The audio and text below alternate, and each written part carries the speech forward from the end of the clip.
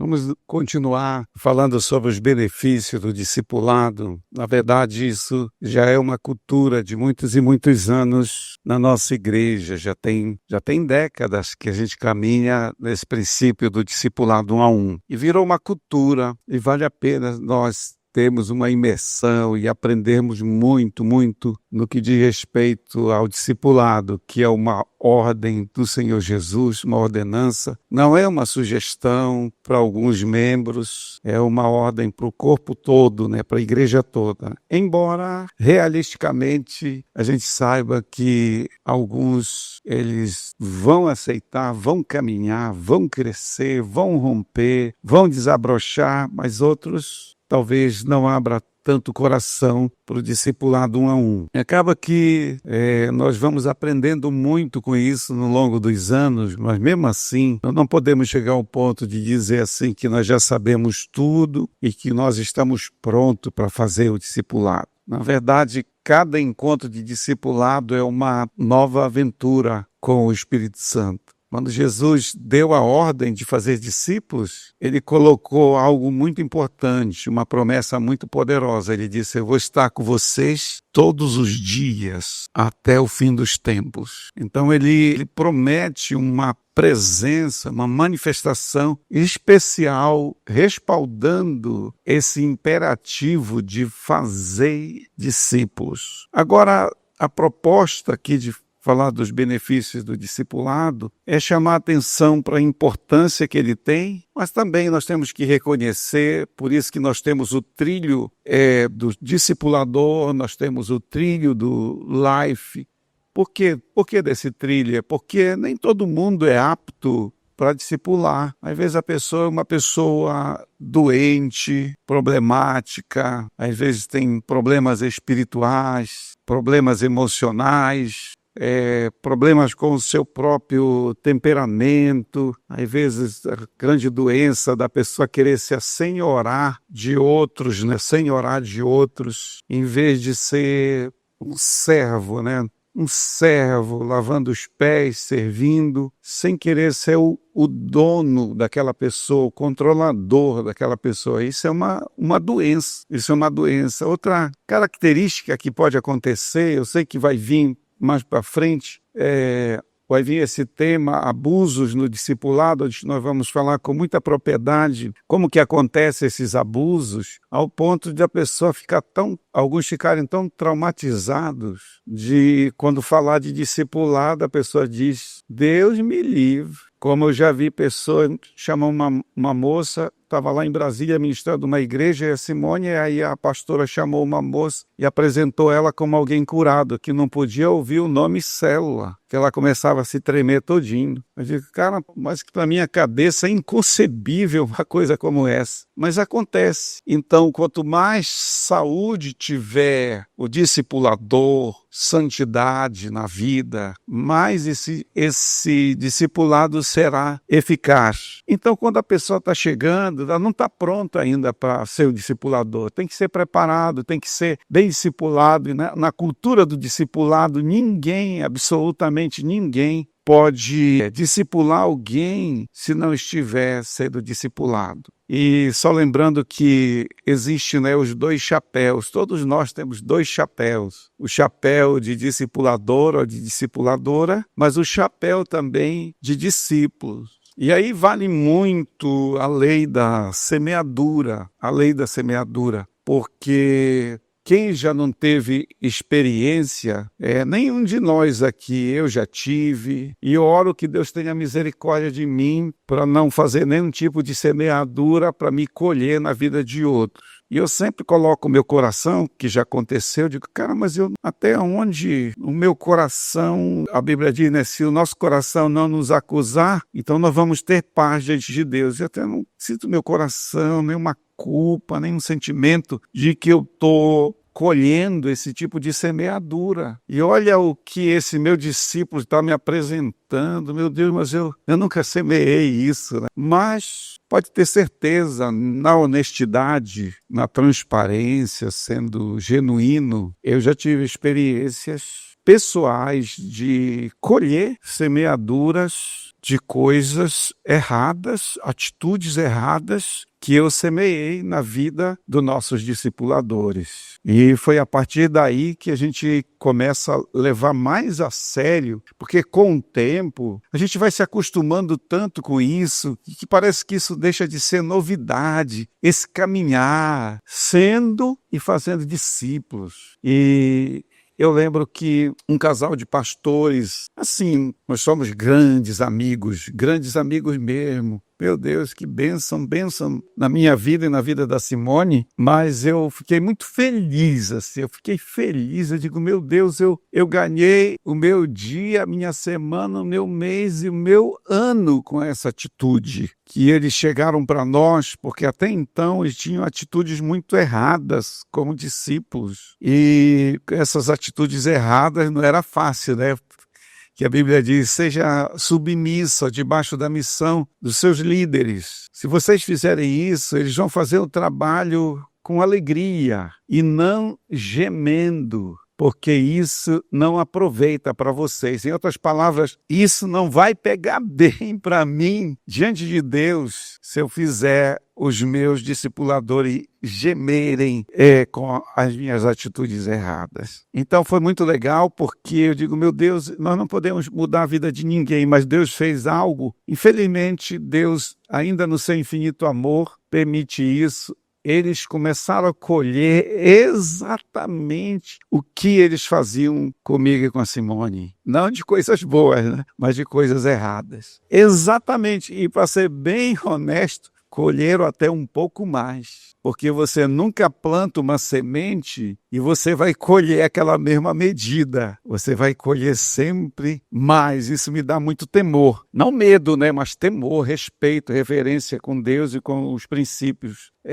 estabelecidos por ele. E foi muito lindo, meu Deus. Por isso que eu digo, ganhei meu dia, minha semana, meu mês e meu ano, que eles disseram, pastores, nos perdoe, porque nós estamos nos vendo como espelho, Isso eu amei mais ainda esse casal de discípulos, que eu digo, eu estou vendo sinceridade, honestidade, humildade, porque não é fácil uma pessoa admitir isso, né? Humildade deles falarem assim, nós estamos colhendo e não estamos colhendo pouco não, e a gente está vendo como espelho aquilo que nós fazíamos em atitudes, ações e até palavras contra vocês. Mas graças a Deus tudo foi curado, sempre a frase a gente vai dizer, nos perdoe, a gente sempre vai dizer, eu te perdoo, e todos nós estamos aprendendo. Nunca esqueça, irmão, quando alguém abrir o coração, falar alguma coisa para você e pedir perdão, diga, verbalize isso. Não, tá tudo bem, eu já tinha te perdoado. Não, tudo bem, você já tinha mesmo. Mas aí você vai dizer, você está perdoado. Não diga essa frase, eu já vi alguém falar para mim, né? Mas claro, né?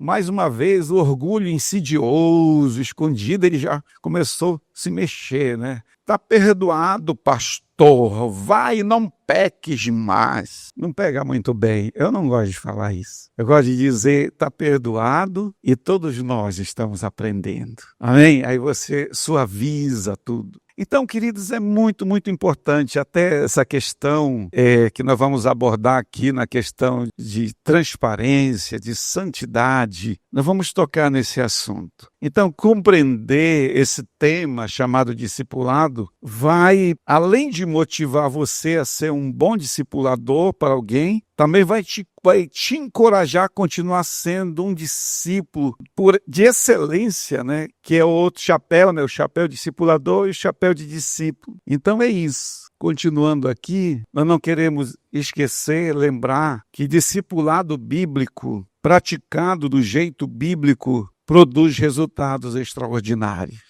Guarde isso com você. Discipulado bíblico, praticado do jeito bíblico, produz resultados extraordinários. Então, nós estávamos abordando essa questão número 1, que é o discipulado bíblico gera cura e libertação. Nós fizemos os nossos encontros com Deus, e eu sempre falei no passado muito, talvez eu deva enfatizar muito, olha, o teu encontro com Deus continua, não terminou no domingo à tarde, ele continua no discipulado 1 a 1. É no discipulado 1 a 1, naquela época nós falávamos isso, né? O discipulado 1 a 1, você vai continuar consolidando libertação e cura que o Senhor derramou na sua vida. Isaías 1,6 diz, da sola do pé, meu Deus, ao alto da cabeça, não há nada são, somente machucados, vergões e ferimentos abertos, que não foram limpos, nem enfaixados, nem tratados com azeite, nem ungidos, com óleo. Eu creio que aqui está falando de uma unção para trazer essa cura e essa libertação na vida do discípulo. Então aqui nós vamos ver nesse contexto, era Isaías revelando a condição de Israel como um corpo todo machucado, todo arrebentado. E ele estava fazendo essa denúncia espiritual de como estava, não só espiritualmente, mas emocionalmente também, a nação de Israel. Então, para tratar tudo isso, lá no finalzinho fala, nem tratados com azeite ou com óleo. Então, tinha que ter a unção, tinha que untar, tinha que ungir. Lembra do Salmo 23? Que o Salmo 23 diz que o Senhor é meu pastor e de nada terei falta. Ele me faz repousar em pastos verdejantes, leva-me para junto das águas do descanso, refrigera minha alma, guia-me pela vereda da justiça. Todo é um processo também que a gente pode aplicar no discipulado. E ainda diz lá, e unge a minha cabeça com óleo. Eles dizem que a ovelha acaba, de alguma forma, machucando a orelha, machucando a cabeça, machucando até o focinho, no pastar dela, no caminhar dela. E o pastor tem um óleo muito especial, porque as moscas começam a sentar. E ele tem um óleo que ele tem que colocar naqueles ferimentos, porque senão a mosca varejeira vai lá e coloca os ovos. Então aquele óleo é um óleo de proteção, de cura, de proteção na cabeça da ovelhinha. E também eu nunca fui pastor de ovelha, mas já cuidei de cachorro, ainda estamos cuidando do nosso pet. Gato também, nós temos uma gata, e com o ferimento desses bichos eu tenho um óleo especial, que é a andiroba, aí mosca nenhuma encosta. É impressionante, que é um antibiótico. A gente coloca no ferimento do animal, mosca nenhuma chega perto. Então, muitas vezes, nós temos que carregar o nosso vidrinho de andiroba. E uma das características da andiroba é que ela é amarga. Como dizia um amigo lá do Rio de Janeiro, ela é amarga pra dedéu. E algumas vezes a gente não vai passar mel, só que a gente tem que passar a andiroba com muito cuidado, não pode ser agressivo, às vezes passa com muito jeitinho no ferimento. Então a mesma coisa, às vezes a gente parece que as nossas palavras são tão amargas, né? Às vezes para curar uma ovelha, um óleo da unção, uma ministração. E nós já vivemos momentos assim, da gente voltar para casa chorando, eu e a Simone, e falarmos assim, perdemos a batalha. E no outro dia entramos em contatos com nossos discipuladores, e eles falaram, vão lá, vão atrás. E a gente ia atrás e aproximando da casa desses preciosos discípulos, a gente já chorando no carro. Mas chegamos lá, nos ofereceram um banquete. E não dormiram a noite, e o Senhor falou com eles. Essa ferida que eles fizeram é a ferida do médico. É a ferida do médico. O médico nunca corta para matar, ele corta para salvar. E nós saímos de lá de novo, ganhei meu dia, ganhei minha semana, ganhei o meu mês, ganhei o meu ano. Que eles disseram, pastores, nos perdoe,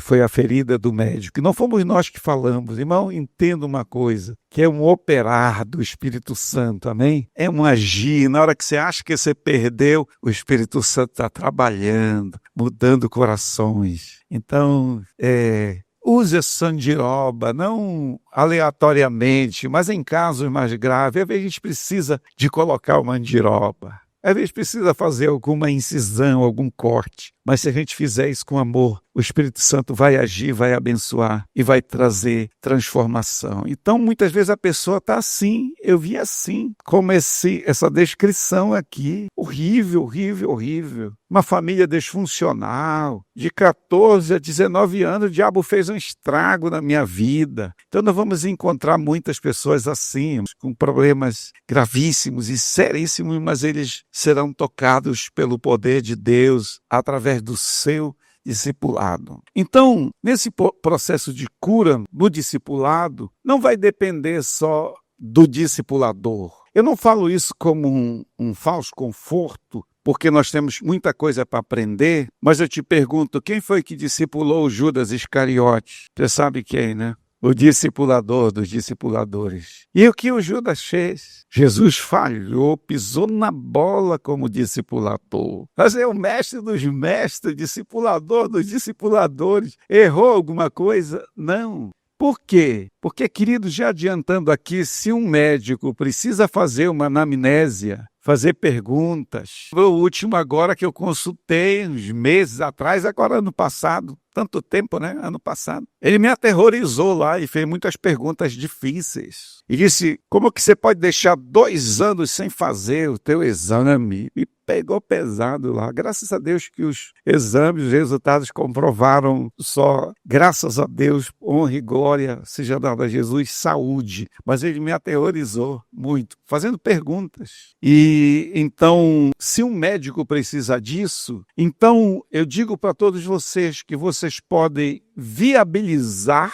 o discipulado de vocês ou inviabilizar o discipulado de vocês, dependendo das respostas que vocês deem a esse discipulado. Então, assim como os Lázaros, eles vão vir, acho que nós ouvimos hoje essa estatística, 1.200.000 por semana estão convertendo no mundo. 1.200.000 por semana ou por dia? Por semana. Então eu diria aqui que o problema não é, eu diria, tanto ganhar. O problema é como cuidar e discipular bem cada pessoa. Então, queridos, esses Lázaros vão chegar ressuscitados. Lázaro, vem para fora. Aí ele sai todo enfaixado, pulando talvez em cima de 2 pés, não consegue nem andar. Tem gente que não consegue andar, todo enfaixado, os pés estão presos, as mãos estão presas, os olhos vedados, os ouvidos vedados. Mas olha o comando de Jesus, né? Quando ele sai ressuscitado, o poder da ressurreição tinha alcançado eles, igual o poder da ressurreição vai alcançar muitas vidas através de você. Mas lembre-se que o comando de Jesus permanece. Desatai-o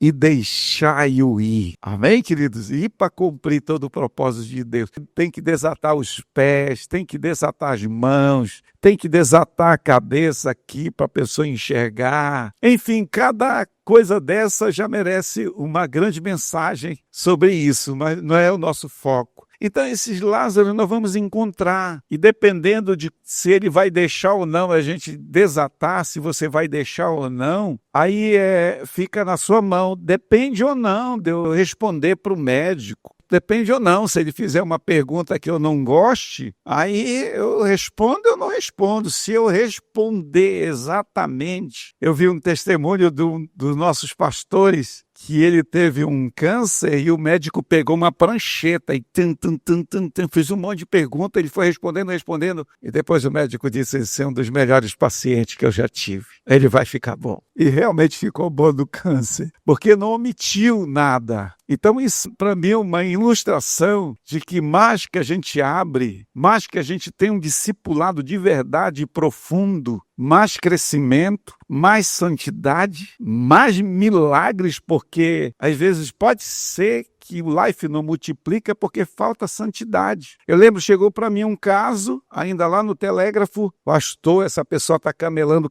já está há um tempo e a coisa não anda, não se multiplica. Aí, o que eu faço? Eu digo, você tem que verificar 2 coisas. Se essa pessoa compreende a visão de células na época, né? É a mesma coisa hoje, né? Chama life, ele compreende bem a visão de células, se ele foi bem treinado. Se você responder não, ele compreende bem a visão, foi bem treinado. E era uma senhora supervisora, né? Eu disse aí, a segunda pergunta já não compete para você, porque é um homem. Então conversa com teu marido, diz para o teu marido sentar com ele e conversar. E ele vai fazer essa pergunta, como é que está a vida de santidade? Se ele está acessando pornografia, o que está acontecendo, e etc, etc. Depois eles me trouxeram o relatório e falaram, pastor, ele foi bem treinado, etc, etc, compreende bem a visão, mas ele está muito amarrado por esse pecado. Graças a Deus que ele abriu o coração, confessou, foi transparente, tirou a máscara. E olha, uma pessoa assim, o resultado vem depois. Sucesso, vitória, crescimento e multiplicação. Lembra que o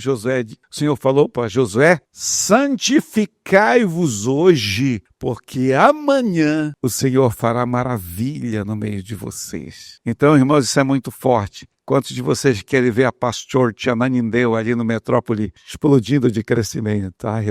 Eu quero. Então tem que começar por mim. Amém? Tem coisas, claro, que precisam ser tratado ainda, coisas na sua vida, pastor? Com certeza. Eu vou fazer os 7 mergulhos de Naamã com o pastor Giovanni. Agora, por que eu estou falando publicamente isso? Porque eu falando publicamente eu me comprometo com esse processo. Mas o senhor já não é comprometido? Sim, mas eu quero me comprometer mais. Eu quero andar com 3 metros de altura. Eu lembro que o pastor Paulo tinha coisas que eu abria com ele. Às vezes eu colocava lá no WhatsApp, top secret. Ele já sabia que era uma coisa pessoal que eu queria falar com ele. A pastora Rebeca não queria nem saber, não queria nem saber. Abria com ele, pedia ajuda. Ele me aconselhava, nunca me acusou de irmão, tu és pago para ser santo.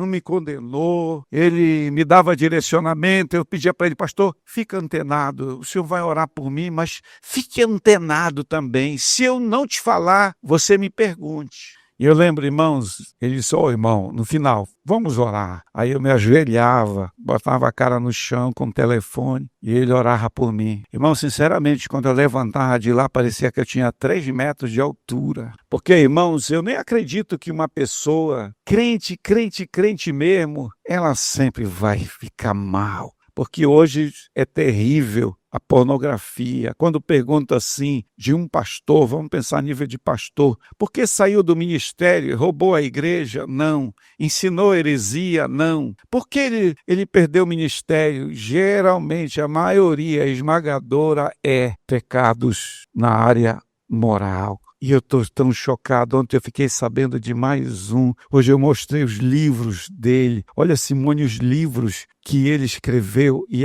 os críticos já estão dizendo, agora esse fulano vai viver. Ele tem que viver o que ele escreveu em teoria. Ai, é chocante demais, dói demais. E eu já fico assim num santo temor, porque acho que era 10 anos que traía a esposa. Como? O outro, 8 anos traindo a esposa. Como é que é isso, gente? E aí, eu nunca posso dizer, porque já teve um muito próximo de nós que confessou e dizia, isso nunca vai acontecer comigo. E aconteceu. E a Bíblia diz, tem o quê? Cuidado de ti mesmo. Então, às vezes a pessoa vem assim, acessando, né, tudo que hoje é um tal do nudes. Gente, é uma enxurrada. Por isso que eu digo, num toque de um botão está a perdição. Cuidado, se você não for atrás da pornografia, não te esquece, ela veio atrás de ti. E você faz a escolha, se ela vier atrás de ti, você faz a escolha se você vai acessar ou não. Então, Hebreus 4,13 diz, e todas as coisas estão descobertas e patentes aos olhos a quem temos que prestar contas. Tá, eu vou abrir um pequeno parêntese. Entenda que discipulado, as pessoas começam a pegar uma tônica, que discipulado é só para confessar pecar, para vomitar.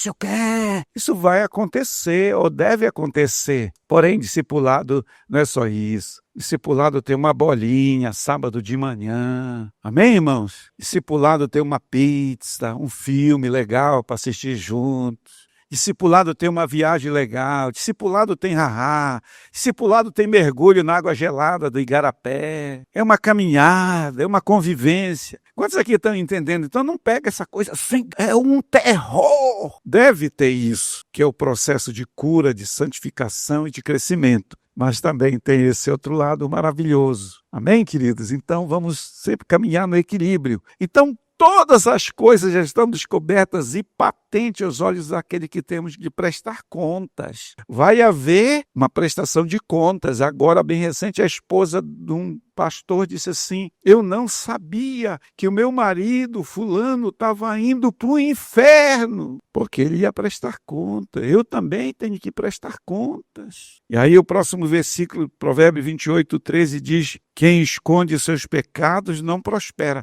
Mas esconder de quem? Se todas as coisas estão descobertas e patentes aos olhos daquele que temos de prestar contas. Quem que esconde seus pecados não prospera, mas quem os confessa e os abandona, encontra o quê, irmãos? Misericórdia. É por isso que as misericórdias se renovam cada manhã. Então, repito a pergunta. Se todas as coisas estão descobertas aos olhos de quem devemos prestar contas, por que eu tenho que confessar os meus pecados? Em que circunstância eu tenho que confessar? Você tem que lembrar uma coisa. Nenhum lugar na Bíblia diz que você tem que confessar para o padre, para o pastor, para o bispo, para o papa, por arcebispo, para o pároco, para o pastor, para o diácono. Em nenhum lugar diz que para você ser perdoado, você tem que confessar para uma pessoa. Não, para você ser perdoado é 1 João 9. Se confessarmos nossos pecados a Ele, Ele é o quê?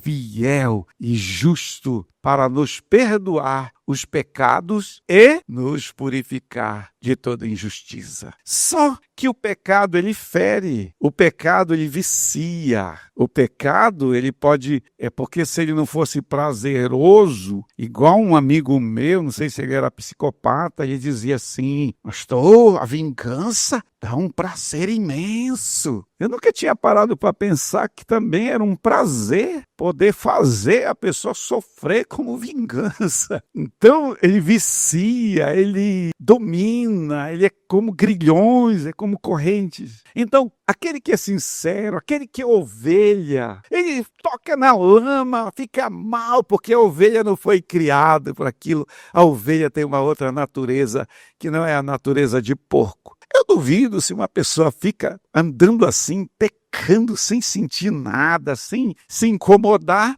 se realmente ela nasceu de novo, se é um filho de Deus. Mas a maioria tem pessoas sofrendo, carregando culpa. E olha, o bicho é tão nojento que ele vem te acusar nos horários mais sagrados, quando você está naquela adoração, quando você está naquele tempo gostoso na palavra e vê aquela seta descarada. Às vezes até a seta vem dizendo: tu é crente coisa nenhuma. Quantos aqui estão me entendendo, irmãos? Então, é muito impressionante isso. Então, para sermos perdoados, nós vamos falar com o Senhor. Agora, para sermos curados, está em Tiago 5,16, confessai, pois, vossos pecados uns aos outros e orai uns pelos outros para serdes curados. Eu estava ouvindo um testemunho do irmão que ele entendeu assim: não, eu posso confessar isso para os meus colegas, para o meu amigo. E sabe o que aconteceu? Ele fez isso, além dele não ser curado, ele ainda prejudicou a vida do outro.